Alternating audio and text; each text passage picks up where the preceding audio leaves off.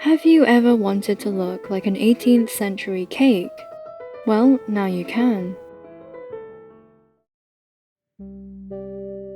All that is solid melts into air. All that is holy is profaned. And man is at last compelled to face with sober senses his real conditions of life, and his relations with his kind. Where there's vapor, there's fire. Tunes, that is. Vaporwave, an irony and nostalgia-driven music genre that rode the underground subculture waves in the early 2010s and finally surfaced mid-decade, which just so happened to be exactly when I discovered it for the first time. The coffee was barely room temperature by the time I got there. Imagine the sounds of the 80s and 90s, analog TV commercials, late-night weather reports, teletext channels, trips to the mall, and the unmistakable vigor of hold music. Or rather, muzak. All weathered by the sands of time, chopped and screwed like a scratched-up CD in your parents' Sony stereo system, unlike the vaporware from which Vaporwave got its name.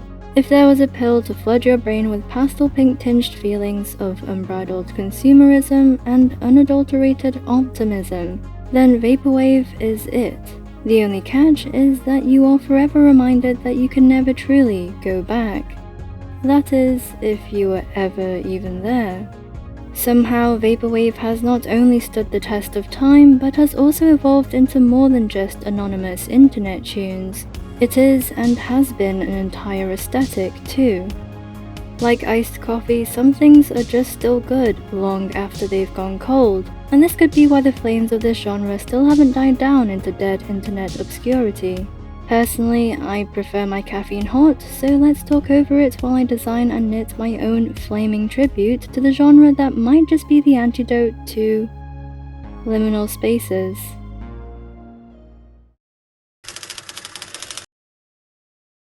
I've been daydreaming about this project for a very long time, and I always envisioned it would be a knit piece with colorwork and, don't laugh but I won't stop you, cables.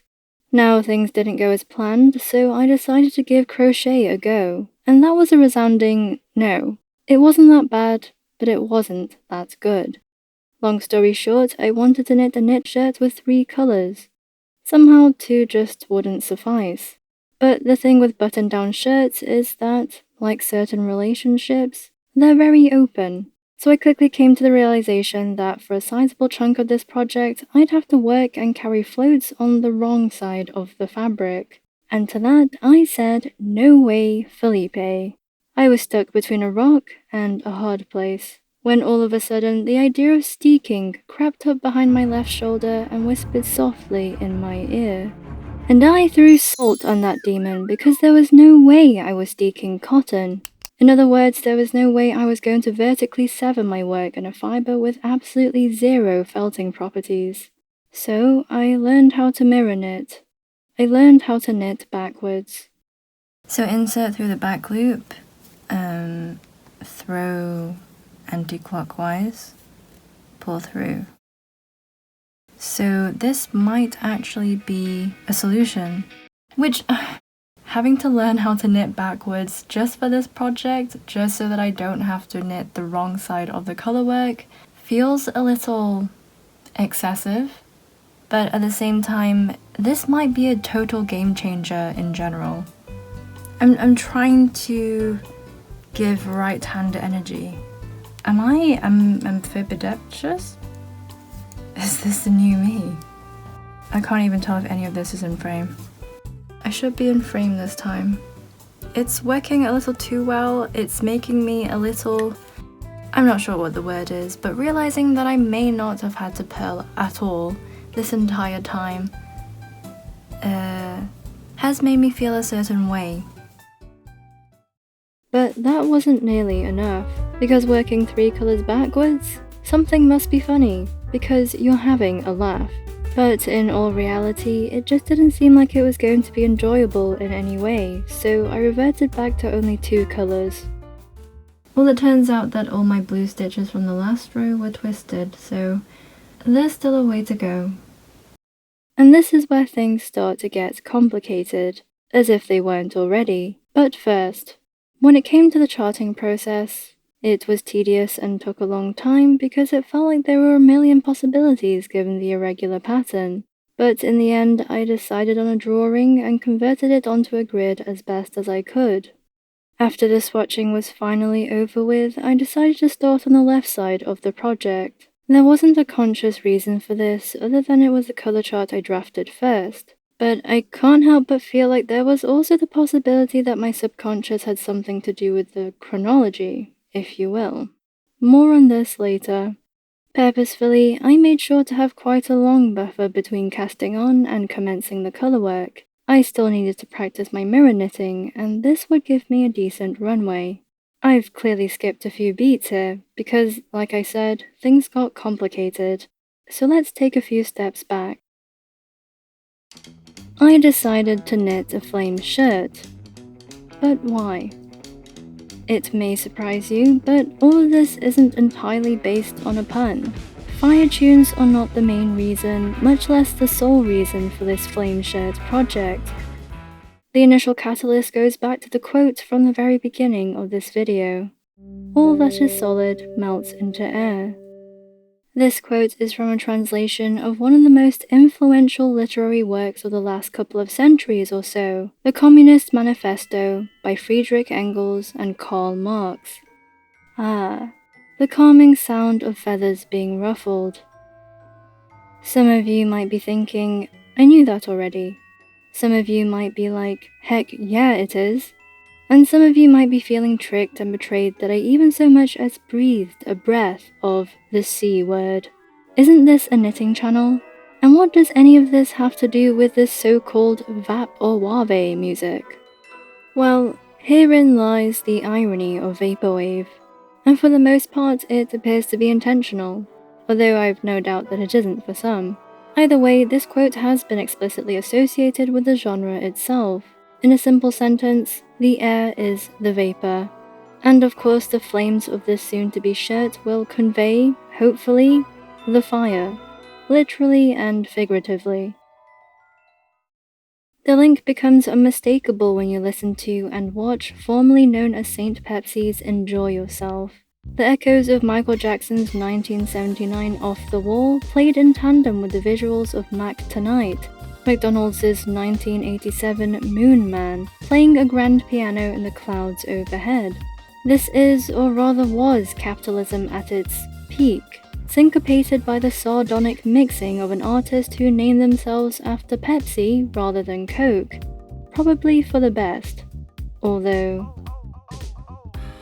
on the surface, this piece may appear to be nothing more than a collage of late 70s and 80s nostalgia, and to be fair, I think you could totally take it as just that if you want to. But the distortion here is key to understanding why Enjoy Yourself is more commentary than compliment. The chorus lyrics of the original MJ song are as follows. So tonight, gotta leave that 9 to 5 up on the shelf, and just enjoy yourself. Groove, let the madness in the music get to you. Life ain't so bad at all, if you live it off the wall. My reading aside, it's a real vibe, but a lost vibe nonetheless. These lyrics haven't been relevant for a long time. Many of us could probably agree that Happy Meals simply haven't been the same since the UK's ban on junk food ads during children's TV showings in 2006, Michelle Obama's Let's Move campaign across the pond, and Jamie Oliver's albeit failed international campaign against chicken nuggets. Although the mystery remains, the magic has long gone, and sure enough, there was little left to enjoy yourself with. Let's take a look at the song lyrics. Do what you want to do. There ain't no rules, it's up to you. Groove, let the groove, the music get to you. Groove, gotta leave that 9 to 5. Groove, the music get to you. And just enjoy yourself. To me, the word groove here is jarring, to say the least. These lyrics give a feeling of not being able to catch a break. The groove is unrelenting. Above all else, groove. Groove or else.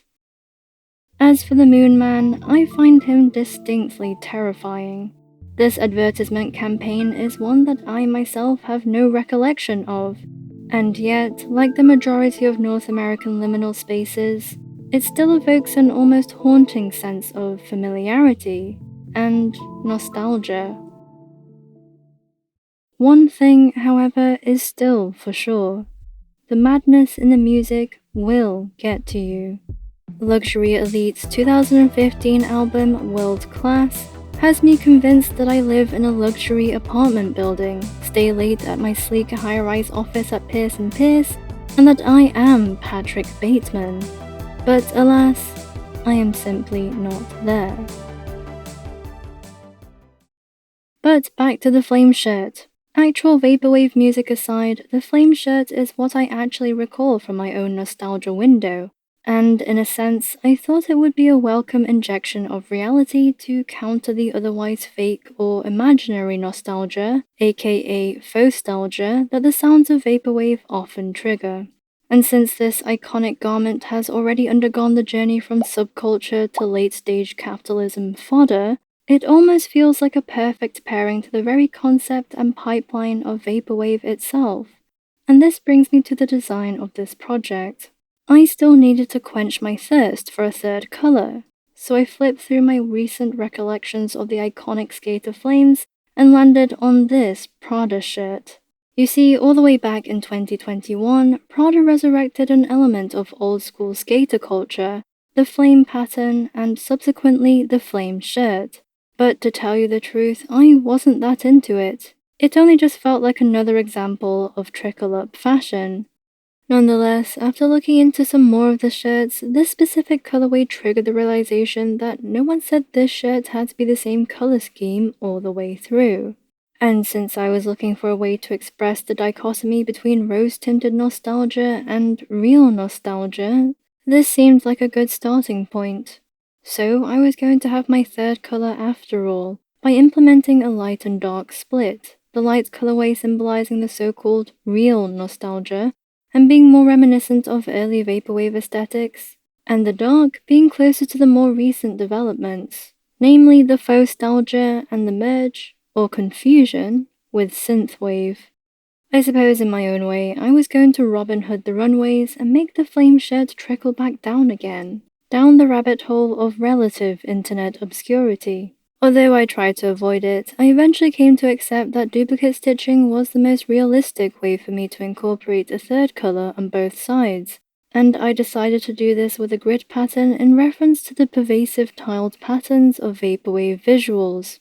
The luxury tiled interiors, the swimming pools and glistening mall pastiches, the 3D meshes of many 80s synthwave graphics, and, suspiciously enough, the dull plasterboard tiles of liminal space ceilings, which we'll get to eventually. However, as my luck would have it, I realized shortly afterwards that Prada already did this within the same collection as the shirt I was initially taking inspiration from. And well, what can I say? It was simply yet another reminder that the original experience only continues to evade me. So much for individualism.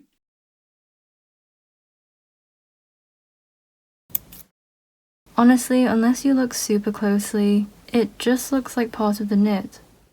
And if I haven't already managed to convince you of why the flame shirt is the perfect choice for this video, allow me to ask you this. Is it even a coincidence that diners, drive-ins, and dives just so happen to be perfect examples of liminal spaces?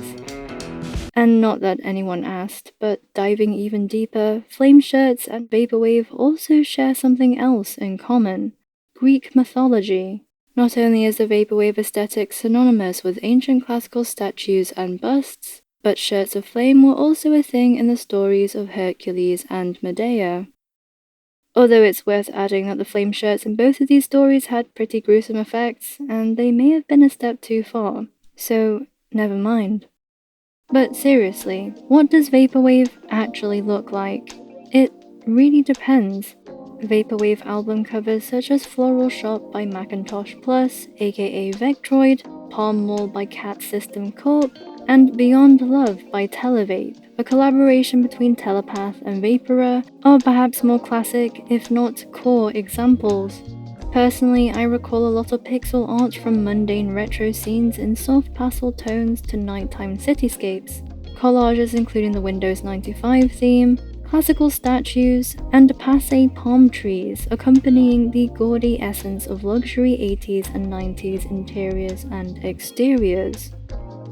Of course, the vaporwave aesthetic is also heavily inspired by 80s and 90s Japan, with many album and artist names being written in both Chinese and Japanese characters.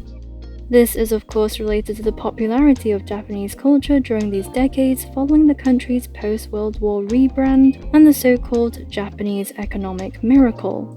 It almost makes me wonder if there's any relation between this aspect of vaporwave and Japan's relatively recent Cool Japan cultural policy and strategy, stemming all the way back to 2010 at the very latest, which makes it pretty much the same age as vaporwave. Kris Jenner works hard, but the Japanese government works harder. It could just be a coincidence. But for me, vaporwave has, for the most part, had more of a distinctly Western liminal feel to it, namely in the form of the velveted interiors of movies and TV shows at the time, and the mostly American artists we grew up listening to, courtesy of our parents' comparatively limited CD and cassette collections. Not to mention that the majority of the vaporwave artists I listen to are also from Western cultures. I'd say I definitely see an improvement in the tension. The thing is, despite embodying and evoking a collective nostalgia in the same way that liminal spaces do, vaporwave also succumbs to the same fate. It kind of looks different to different people. And this totally makes sense given that there are 21 subgenres of vaporwave according to Aesthetics Wiki, and I wouldn't even be surprised if this was a conservative list. For me, listening to vaporwave reminds me of many different things, like sitting in restaurants as a kid, staring longingly at those lit-up moving waterfall displays, waiting for the adults to end the evening so that I could finally have my customary nap in the back seat on the ride home. It reminds me of the all too special occasions when, for whatever reason, such as a sick day or a dentist appointment, I would finally catch the daytime TV that I'd always missed because of school. The way this felt like such a win is a feeling I haven't felt since. Listening to vaporwave reminds me of the music that used to play in the evenings at home, and the albums that would loop on repeat on long road trips. Music that I was too young to really appreciate. But I remember the melodies, I remember the sounds, I remember the feeling of security, of being cared for, when worrying about the next day was something I hadn't yet learned to do. At the weekends, the shiny, sporadically perfumed malls weren't a consumerist hellscape, they were simply a good time. The swimming pools were filled with colors and noise, and homes were decorated in warm pastel tones with soft fabric upholstery and floral-filled walls. Even though our childhoods likely didn't look like second Malibu mansions captured by Vaseline-smothered lenses, we likely all share the pop culture that has convinced us that life was better back then, regardless of whether it actually was or not. We also share the smell of summer evenings, the sweet woody taste of popsicle stick juice, and if you're old enough, the grueling memory of pre-internet boredom and the Windows 95 or 98 theme. Or if you're too young for that, just pretend I said Windows XP. But while listening to the right kind of vaporwave, you exist forever in the penthouse suite. You are the rose-pink velvet chaise lounge. Life has never felt any sweeter. Admittedly, all of this is pretty hard to convey in a single knitted piece without literally knitting some kind of scene, or going overboard with graphics and symbols. As cool as that had the potential to be, I already went through a similar debacle with my Liminal Space Fest project. The simplest option turned out to be the best and most realistic one, so suffice it to say, there was the looming possibility that all of this work would only end up in a mediocre flame shirt. And to tell you the truth, I was okay with that, because at the very least, it would still mean something to me. And I've never owned a flame shirt, so I was pretty excited about finally living the dream. How dare you?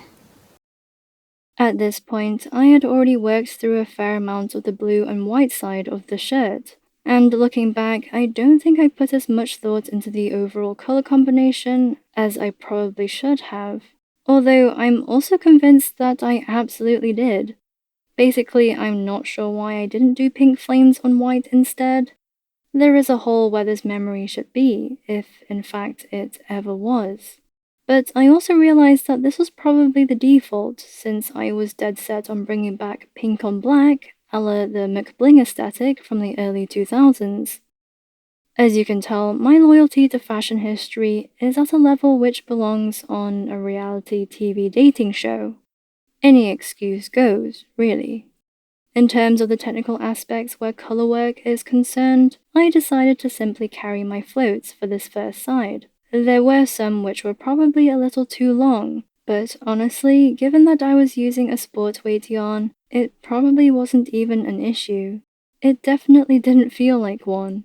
That said, I did spend some time convincing myself otherwise, because 6 seems to be the magic number of stitches for each float length, or width, and I ended up with several longer than that. So I decided to take a pause and try out the ladder back jacquard technique, which felt really awkward to begin with, but alas, I was the donkey and the promise of perfectly tensioned floats was the carrot. Did I like it? It's not what I hoped it would be, but it was also my first try. In other words, it could only get better. Plus, it was also worth reminding myself that half of it was worked backwards. Nevertheless, it was too late for this first side, but I was honestly satisfied enough with how the floats turned out regardless. Looking at them side by side, there isn't that much of a difference between them, so maybe that's not really a factor after all. I also wish I twisted the yarns more along the edges of the flames to really tighten things up in Taja style. I really should have, but it also wasn't something that blocking wouldn't help. Again, it was just another thing to improve the second time around. I was pretty certain that I'd end up using these additional techniques for the other side, and the anticipated asymmetry was only mildly jarring. If anything, it was even poetic. The first side, i.e. the one symbolizing the actual past, is where the biggest mistakes were going to be made, and the most valuable lessons learned. In other words, there was no going back to fix any of it. I hope you can tell, but I was really trying to combat my perfectionism here, even though I had to rely on a whole concept to make it happen. Please be proud of me. This doesn't look great on the stand, it's almost impossible for it to, but I do like how it's turned out so far. I'm not excited to have to repeat the whole thing all over again in a different colour, but I am really excited for the final thing. Believe it or not, at this point I was still unsure of how oversized I wanted this shirt to look. Did I want a shirt that looked my size, or did I want something that looked much larger? The collar and sleeves were going to be more of a deciding factor than the actual body of the shirt itself. So now that we've gone over what Vaporwave looked like around a decade ago, what does Vaporwave look like now? If none of the previously described aesthetics sound quite right to you, there's a chance that you may be familiar with the more recent developments of the genre. But recently I've noticed that for later adopters, Vaporwave has somewhat become synonymous with Synthwave. Or at the very least, heavily tinged with it. This merge is also evidenced in artwork, most notably with the Outrun aesthetic's all-pervasive setting sun above a landscape of neon mesh, creeping in where it probably doesn't belong. Sure, it's reminiscent of the 80s, specifically the 1982 movie Tron, and every now and then, who doesn't like to put on some Daft Punk, Kavinsky, or Moon? the artist behind Dust, aka the soundtrack for the Hotline Miami video game. It's important to note that there is an actual distinction between vaporwave and synthwave, with one having a satirical tone and the other mostly appreciating and low-key, high-key, fetishizing the era, respectively. But supposed to be doesn't necessarily mean is. You can enjoy vaporwave unironically, just as much as you can enjoy synthwave, ironically. Though the former is probably easier, in my opinion, anyone can enjoy vaporwave, even if they don't agree with the commentary. At a time when it feels like almost every other, if not every major pop hit stands on the shoulders of a sampled retro hook, the lines aren't so much blurred as they are blended into a postmodern pulp. Expecting everyone to correctly differentiate between vaporwave and synthwave is a lot to ask when nostalgia is concerned. Simpson Wave is perhaps a good example. The nature of the 90s visuals and remixing is by definition derivative, and so the concept reads as vaporwave even though the samples themselves tend to be under the synthwave umbrella. For example, Resonance by Home, sampled by Frank Javc's Simpson Wave 1995, is chillwave, a subgenre of synthwave. Crisis by Lucian Hughes uses the track Decay by the very same artist. Basically, Simpson Wave visuals are mostly what I would consider to be vaporwave art. The sounds that accompany them, however, often are or just skew more synthwave. Confusing, I know, but the point is that it is. Recently for this video, I decided to revisit Simpson Wave, and I found myself sitting back in my chair and dissociating into an escapist dream. And even though I sometimes can't help but cringe at the unpretentiously pretentious descriptions in the comment sections, attempting to put words to the feeling, the effect Simpson Wave clearly still has on me is nonetheless undeniable. And of course the entire purpose of this video was to out-cringe them all with my pretentiousness. Take that, anonymous netizens. At 6 PM, 5 days a week, like so many, I sat in front of the cube and watched The Simpsons. Repeat after repeat, it didn't matter. As much as I thought I'd eventually grow out of enjoying vaporwave, evidently I haven't. At the very least, I may never grow out of the compounded, mundane joys of my childhood. The reason I'm not boldly decrying or refusing to acknowledge the synthwavification of vaporwave is because, if anything, it makes sense. It feels as though this new evolution is truly indicative and a stark reminder of where we really are. Our collective memories are far removed from the origins after which they're named. The time that vaporwave was meant to evoke has long been stripped and wallpapered over in the decades since. What we're left with now is perhaps a more accurate depiction and expression of our false nostalgia. Vaporwave has simply fallen victim to the same fate as synthwave. We now see things through a neon purple lens. To me, there's something intrinsically ephemeral about vaporwave. As much as you can trigger the feeling, it never stays. It was never meant to, and regrettably, the aforementioned unadulterated optimism of the late 20th century, too, did not last. The wistfulness of this genre was always a key part of the appeal, or rather, it was the deal when it came to vaporwave. It only makes sense for it to melt into air.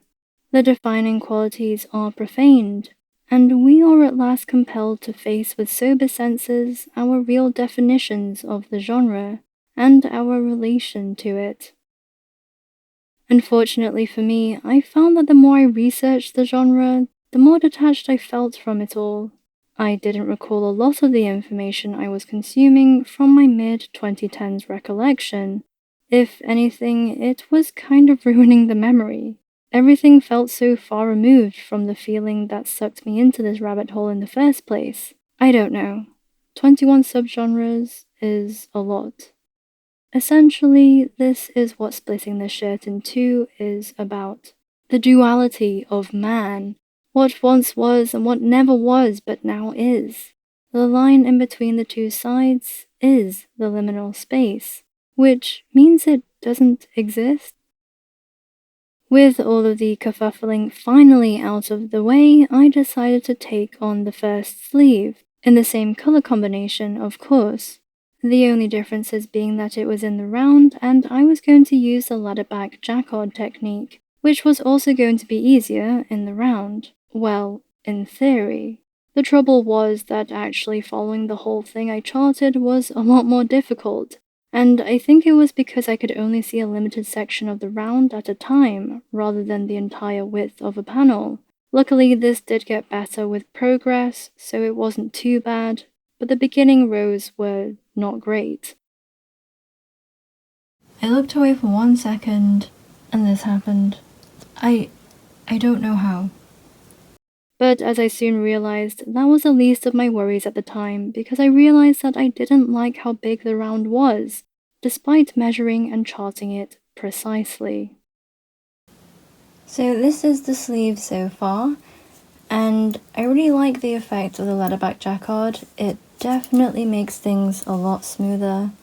Although if you look really closely, you can kind of see these columns where there's a slight gap, and that's where the stitches for the back are. I also think it's quite funny that they're basically just two separate layers. And yeah, it's very much giving Spider-Man, but that's neither here nor there. So when I hold it up against the shirt, it does look a little too big. The numbers do work out though, so that's not really the problem. The problem is more that I just think it's disproportionate. And I wasn't necessarily expecting this to be the case because I used a tape measure and I based this off of that measurement. But now that I'm actually seeing it against the shirt itself, I can definitely see that I'm not really a big fan. And to show you what it really looks like on me, this is already quite an oversized sweater that I'm wearing, and you can really see how much bigger this sleeve is. But I think at this point, it's not too late to just start over, because I also have to remind myself that I am going to have to replicate this. Moving on to the second attempt, you can tell how much smaller this one is, and in some ways it does look a little too small, but I'll show you what it looks like on the stand. You can see there's quite a big difference, but it does seem to fit the armhole a little better. And this seems to kind of match this sleeve that I'm already wearing. And the great thing is that I get to do less work. Against my better judgment when it came to the sleeve setting ratios, I felt there was no choice but to go ahead with the smaller sleeve. This time I chose to purl the carry stitches instead of knit them. Honestly, it was as simple as just wanting to try it out. Little did I clock it at the time, but these were my first purls of the project, which totally ruined my knit streak. And given how they turned out, it wasn't worth it, other than to, yet again, learn a valuable lesson. Because it soon dawned on me that although all of this was easier in the sense that I didn't have to knit backwards or purl entire rows, purling instead of knitting the ladder back jacquard stitches actually left a really messed up tension situation at the back. It was so wholly dissatisfying that I wish I hadn't gone there. So where do liminal spaces come in? Hauntology, the sounds of lost futures. Play What Once Was by Hers, or don't. You may regret it either way. Liminal spaces are inevitably what came after Vaporwave. Again, it is the in-between of what once was and what will be. If you saw my liminal space video, you may recall that I compared, or rather equated, the knitting process to a liminal space in and of itself, the in-between, so to speak. So with that said, take this project as you will. Once this process is over, so is the liminality. But surely there's more to it. Granted, the popularity of liminal spaces came almost a decade after Vaporwave itself, which could suggest that, if anything, liminal spaces have been somewhat inspired by Vaporwave. Far-fetched? Maybe. I say this because during the same time that I got into Vaporwave, I was also increasingly obsessed with liminal-esque images, many of which I found in the same algorithmic spaces as Vaporwave art. A famous example would be the iconic flooded subway station. This was long before the rise of the aesthetic's popularity in 2019. Did the liminal space aesthetic exist before then? I can only assume one way or the other, but regardless, the images certainly did, and I just didn't know what to call them. Either way, whether there are any legs to this, I don't know beyond anecdotal experiences. But nonetheless, these early Vaporwave adjacent images evoked that same feeling of familiarity that we all know so well. And it appears I'm not alone in this. But despite having key features in common, such as the sense of nostalgia for sounds, objects, and places we never actually experienced when they were contemporary, I think there is a fundamental barrier that ultimately separates Vaporwave from liminal spaces. When I tried to place both genres and aesthetics within the dimensions of my mind's eye, they initially seemed to sit separately on a linear timeline. Surely Vaporwave came before liminal spaces, not only because it literally did, but because Vaporwave settings seem to inevitably turn into liminal spaces. It's no coincidence that some of the spaces commonly found in either aesthetic are suspiciously, or not, the same. For example, office interiors, malls, and swimming pools exist in both realms. If anything, they are one and the same, which only adds to the feeling that liminal versions of these places weren't always abandoned or neglected, as they often appear to be. The backrooms-esque office spaces were once bustling, filled with ringing phones and water-cooler conversations. Swimming pools were filled and floated in, and malls were weekday parks and weekend stomping grounds. Forget the flickering, sterile fluorescent lighting. Everything was rose-tinted, blanketed with a soft analog noise filter. Life was in VHS, and VHS was life. Could it be said that liminal spaces are a physical embodiment of the emptiness that followed the glistening promises of the 80s and 90s? Or that perhaps part of our collective subconscious is still stuck in limbo, waiting for the bountiful utopian futures courtesy of genius marketing to save us, though we know they never will? Liminal spaces are often places that would have been ideal, or at the very least active, during the same era that Vaporwave takes from and evokes nostalgia for. If Vaporwave is meant to be childhood nostalgia, then chronologically speaking, liminal spaces are naturally what we have left. Which makes sense given how popular and pervasive the genre is, even across cultures. There is also something about listening to Vaporwave music that feels liminal to me, a certain feeling of suspension and a detachment from immediate reality. Vaporwave feels as if a time capsule was a place. There is no before, but there is a dreaded after. This is my guess as to why it shares so much with the liminal space aesthetic. Because the major difference is that liminal spaces, despite being an aesthetic embodiment of limbo, often give a sense that something came before, but is no longer there. In a way, the two fit together like intended pieces of a puzzle. So how can nostalgia, even false nostalgia, be the antidote to liminality? Now that all of the stranded color work was complete, it was time to begin duplicate stitching. I ended up using my embroidery frame for this, but was very mindful not to stretch out the knitted fabric like you would with a woven one, especially at this gauge. There was a decent chance that there was no going back if I did, so I ended up using some hair clips to hold things at a decent level of tautness, and honestly it wasn't that bad, but I don't know if I could, in good conscience, recommend it to anyone. There are surely better ways. Either way, they didn't come to me, and I was happy enough. Critiques of Vaporwave, of course, exist, one of them being that the genre lacks originality, to which I can only respond, no shit, Sherlock. To expect this genre to stand alone on its own two legs, or for it to be created and exist in a vacuum, is to miss the point entirely. And it's probably more apt to say that the lack of originality is less of a critique and more of a statement of fact.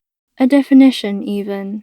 To listen to Vaporwave is to indulge in essentially what was and never was. The aesthetics of pop culture, commercials, and aspirational television were not and have never been accurate to real life. What was real was your experience of them, unless you were, to borrow a tired phrase, born in the wrong era. There's a reason vapid and vapor sound so alike. So Vaporwave, or rather Vapid Wave, is here to soothe us, albeit temporarily, from the perpetual sting of being jaded by the undelivered promises of the parallel dimensions beyond our screens. The sounds and visuals Vaporwave takes from are distinguished by a time of plenty, of unfettered excess, a time when more was more, greed was a virtue, though you could say it still is, and overconsumption was an aspirational hobby held in high regard, not something to feel guilty about. A time when video games were feature complete, Sunny Delight was still the original recipe, and a time when the kids were fed, and it didn't matter what with. There was a brighter outlook on life. The world was your oyster, and things could only get bigger and better. It simply didn't matter how far from the truth all of it was, because we simply didn't know any better. And here is where I think one of the biggest critiques of the genre actually is. Okay, maybe not exactly, but it's a critique of what Vaporwave is supposedly trying to be.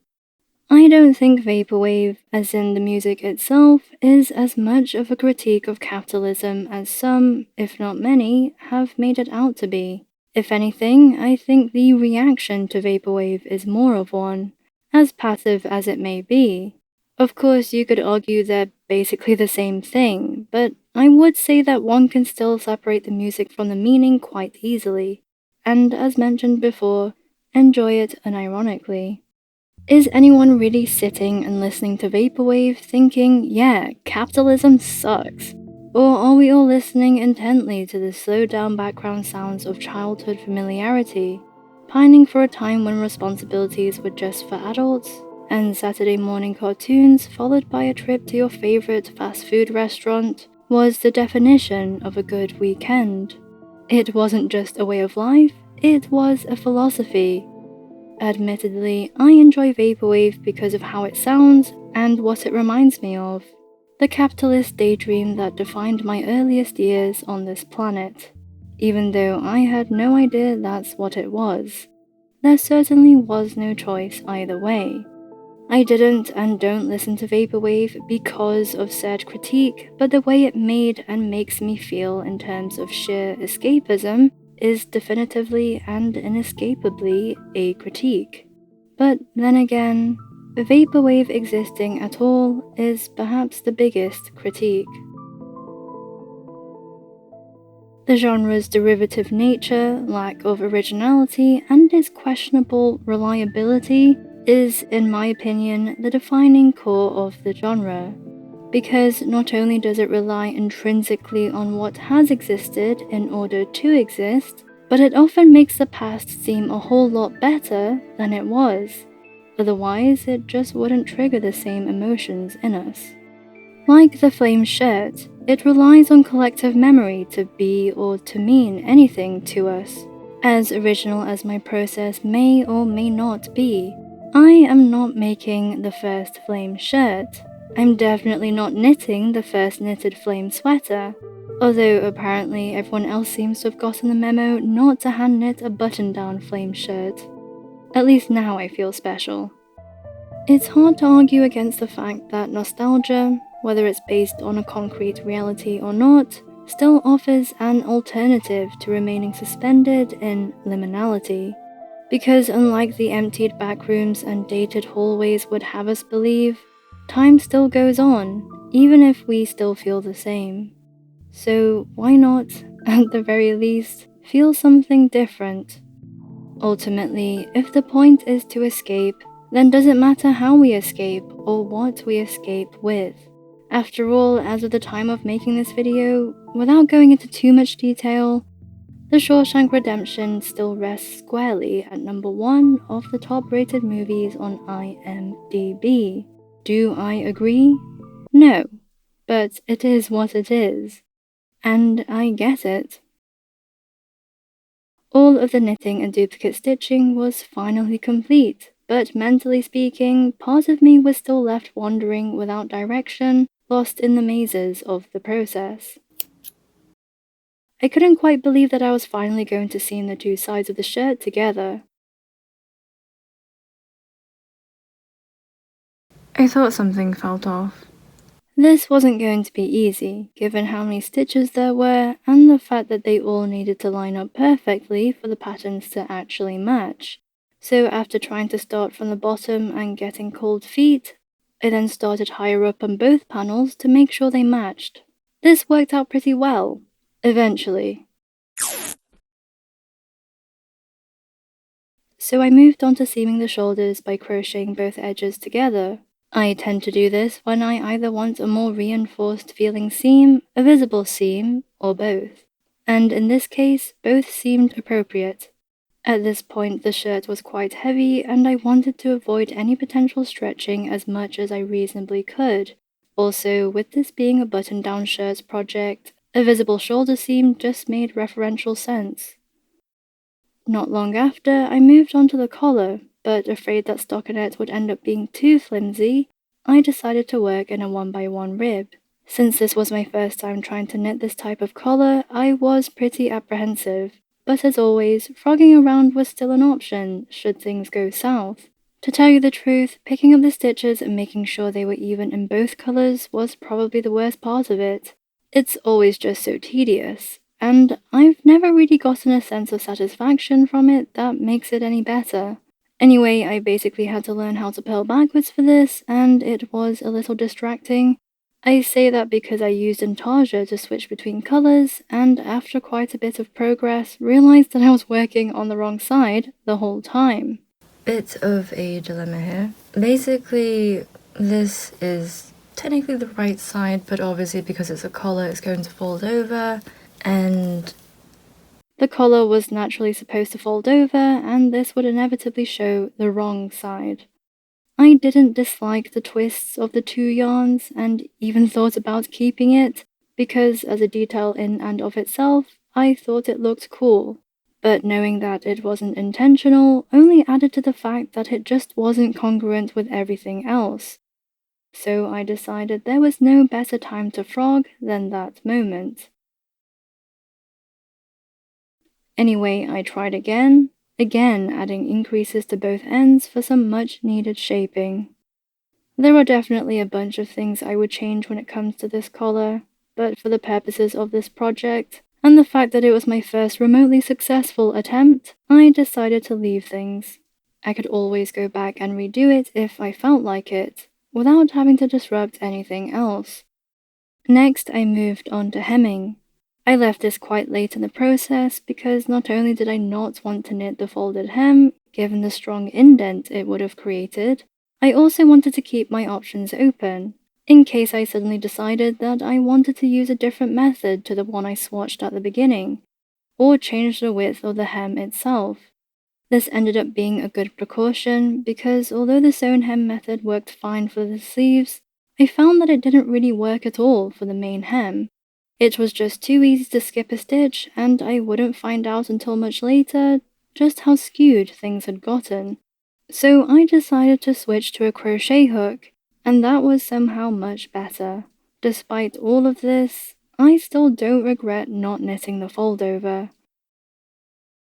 Eventually, it was time to knit the placket in two parts, one with buttonholes and the other without. I really wanted to keep things simple and didn't want to mess around with colour work in case I decided I didn't actually like the result. I also worked entirely on the right side for both sides as well, and found that working backwards in Continental worked the best for me. And before setting in the sleeves, I wanted to neaten everything up and finally decided on the grid pattern. It helped a lot to do this on the stand so I could see exactly how everything looked. I also didn't want things to be symmetrical because that felt a little much.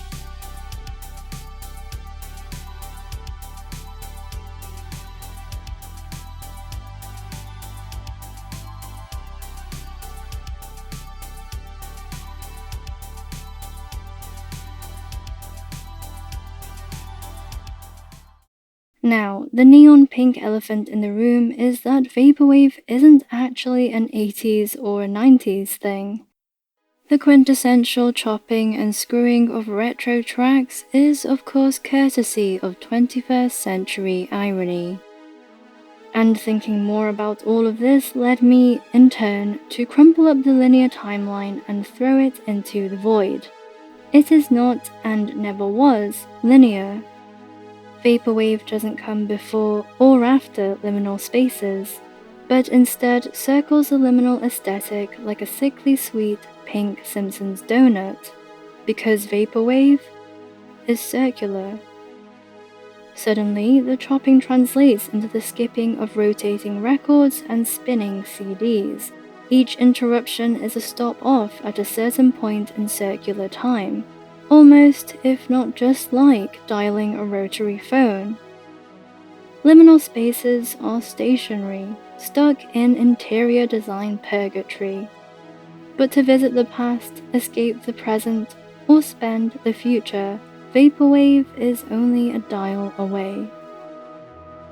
To escape liminality is to jump into Vaporwave. Pseudo-nostalgia may not be the anti, as in the before, but is it the antidote to modern life? Only in the sense that crutches are not what heal you, but are what aid you in healing. And whether or not it's true, it doesn't change the fact that nostalgia is pretty much everywhere, and likely here to stay. By embarking on this Vaporwave project, I have successfully escaped the liminality of the making process once again, only to end back at Vaporwave. Maybe I should have knit everything in the round. Oh well. Here I finally was. The project was complete, and I was no longer stuck in the liminal space, but cloaked in the comforts of Vaporwave, with both sides of the nostalgia coin. This honestly took so much longer than intended, but that's nothing new by now. Even though I kind of wish I'd gone with more shaping, I'm almost certain I only think that now because I got through the color work, and it really wasn't as bad as I thought it would be. I learned a lot in this project, and mirror knitting is such a game changer. But was it all worth it? I think so. Don't get me wrong, this shirt did not end up how I always envisioned it would, and the design itself isn't necessarily something I would have insisted on turning into a reality before this whole journey began. But it ended up being a piece that I don't just like to wear, but also like to look at. It does give me that flame shirt nostalgia I was chasing, and even though there are multiple things I would probably still change, it now means much more to me than just a shirt. But best of all, now I can say silly things like, "Welcome to Vapor Town." There was a lot of the technical process that I didn't manage to fit in this video, so to remedy this, I'll be releasing a separate video focusing on the technical aspects of this project for my patrons over on Patreon. I'll be diving deeper into the knitting process, the trials and tribulations, as well as more details on the lessons I learned while making this shirt. So if you're interested in seeing more of what happens in between these channel videos, becoming a member will also mean supporting everything I do here. So if you already are, or choose to become one, I really want to say thank you. As always, thank you so much for watching. I'll see you in the next one.